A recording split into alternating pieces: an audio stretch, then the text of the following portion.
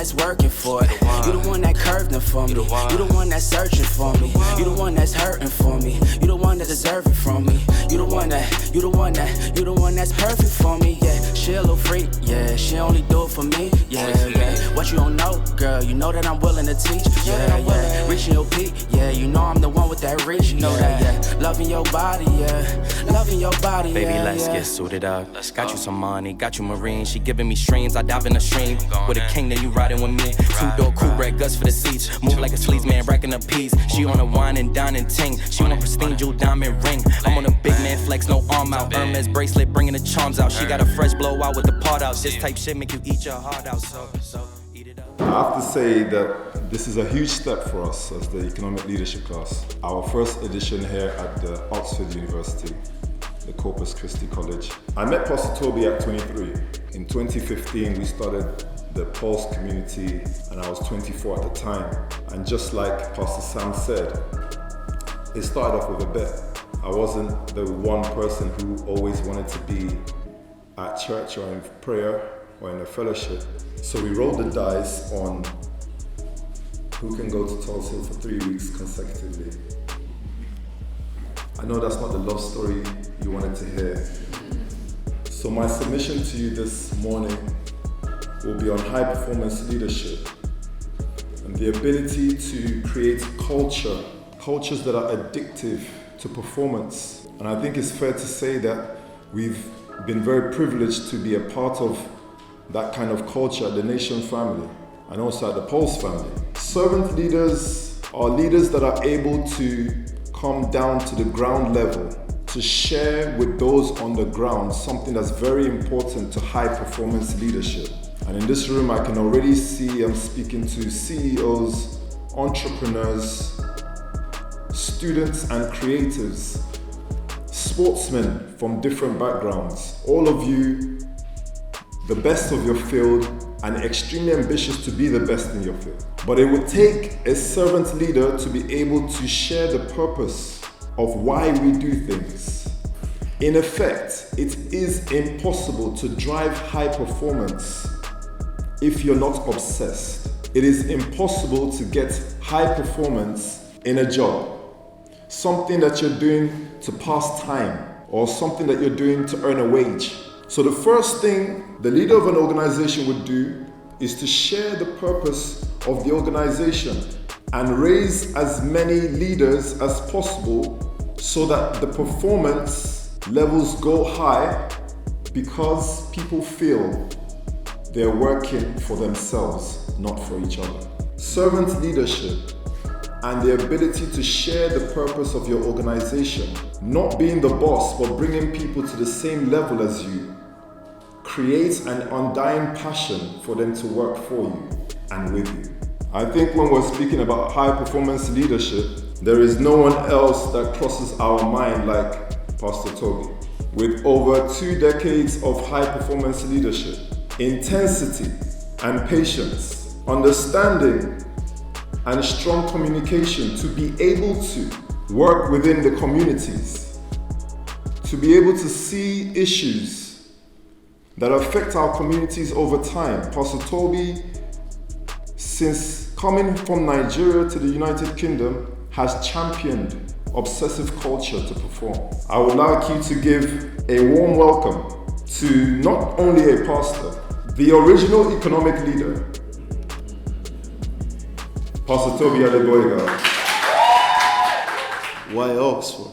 Why this much hard work? Why this much effort? Usually our community don't do this much.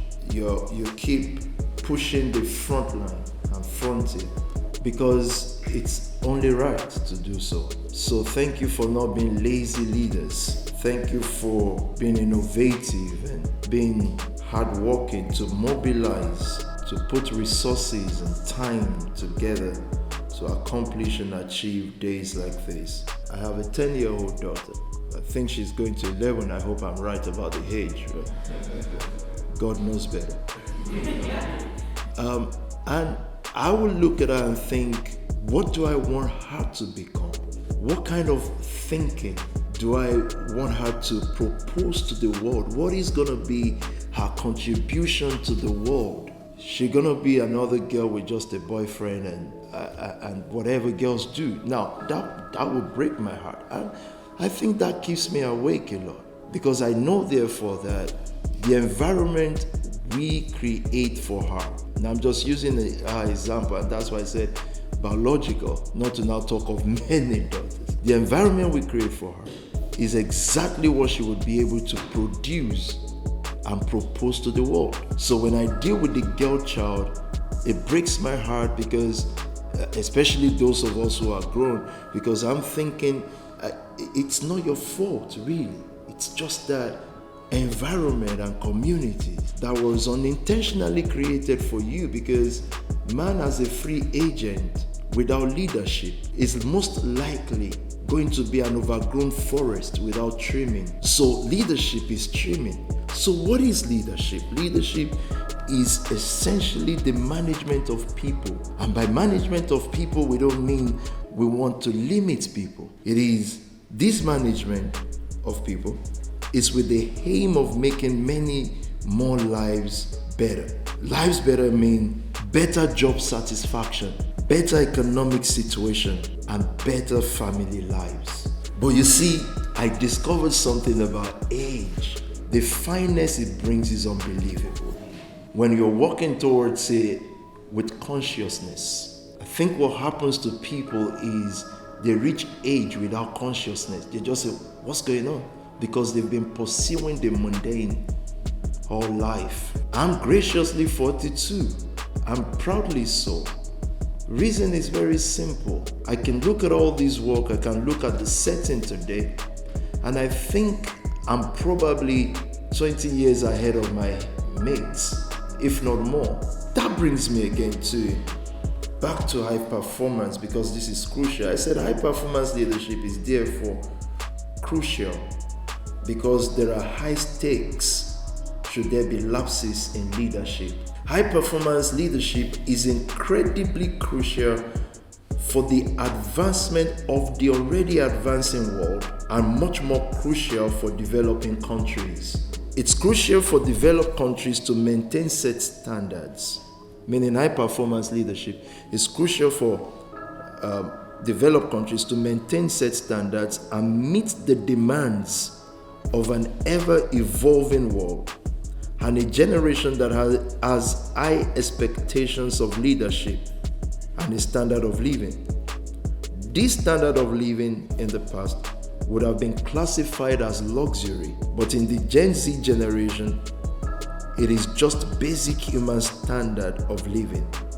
Again, job satisfaction, a life of purpose, feeling fulfilled by what you choose to do with life, and having a decent economic life doing what you love. If there are no high performance leaders, this cannot happen. Or what is high performance leadership? I put it this way, that high performance leaders just simply understand how to bring out the best in people. Make a supposed weak team or less skilled team of people produce outstanding results or outcomes.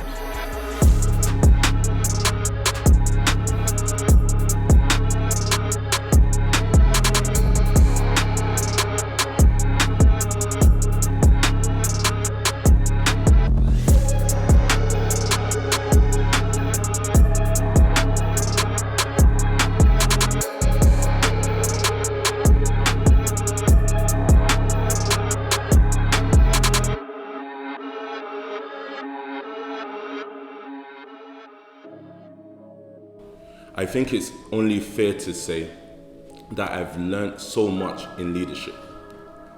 But one of the things that I've learned the most is that most times you do not get to actually spend time seeing the things that you have actually been able to achieve. So I want to thank the team, especially Pastor Daniel Ogoloma, who has allowed us this opportunity today, or facilitated this opportunity today, for us to be able to recount certain achievements. As I mentioned in my welcome, I'm a student here at Oxford University, studying philosophy and theology. But what I didn't mention was that before being accepted to Oxford, I had 2 failed attempts at Cambridge. Don't worry, you're allowed to laugh. Because I did. Actually, I didn't. I remember submitting my first application and I was so positive, and so was everyone around me, especially PT. Everywhere we went, he would say, he's an Oxford student. And I would always have this awkward smile on my face in the room. And I'll be thinking, he doesn't know I've only just submitted my application. Surely he doesn't think that by submitting an application, you automatically become a student. My application outcome came on a very, very cold morning in January, a few years ago, and it was negative. I didn't get into Cambridge. I remember looking at one of my good friends and saying, mate, this can't be happening. It was tragic and unfortunate, especially because I had paid $3,000 for a tutor called Wang.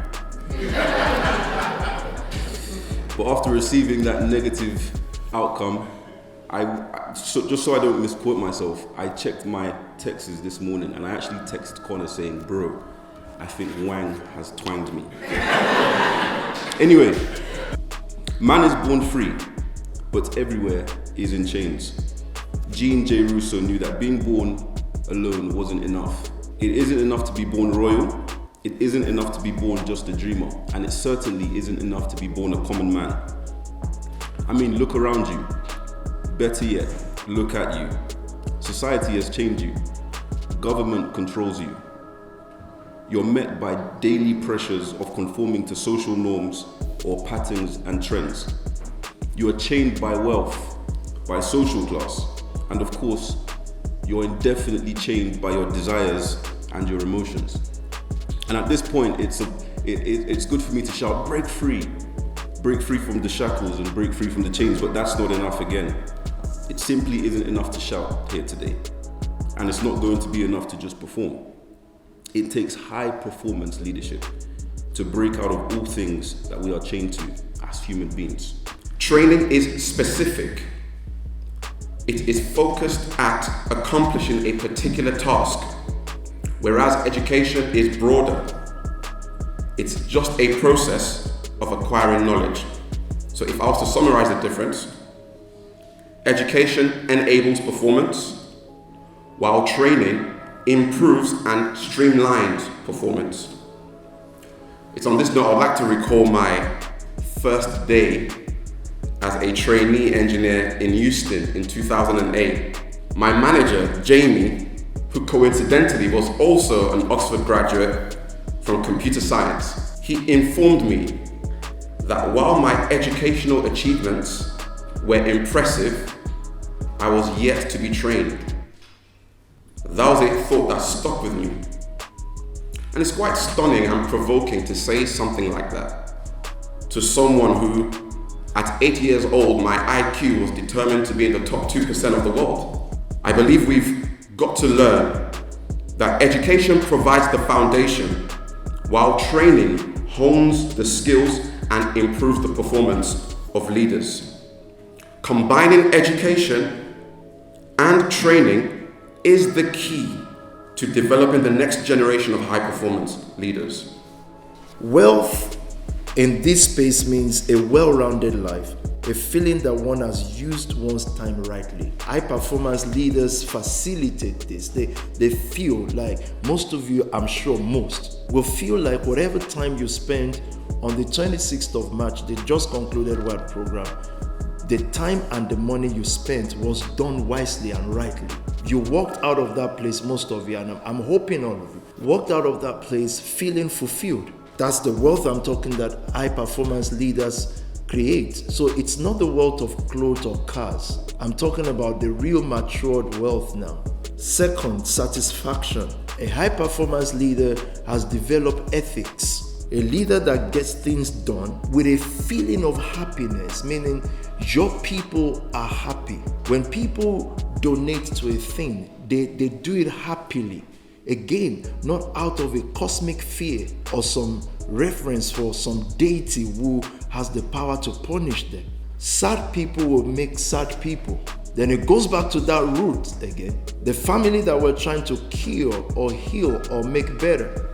If we make people sad here because we want them to just achieve, then they'll go again and create sad people.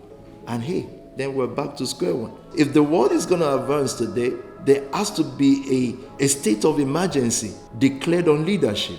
My interview with her was sincere. Now I understand fully that we can't just make leaders overnight. I know that. But trust me, as a person that has walked this line for years, I understand the risk and the challenges of raising people that have already been racially profiled, intelligent profiled, meaning negatively, meaning there is an expectation of how far we can go.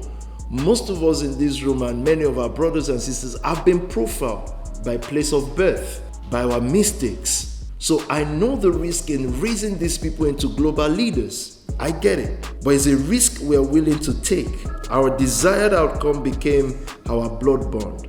Remembering that comfort is just a mental situation. When you are more motivated by outcomes, then it won't matter what you wear. It won't matter what you drive. And certainly it won't matter how people feel.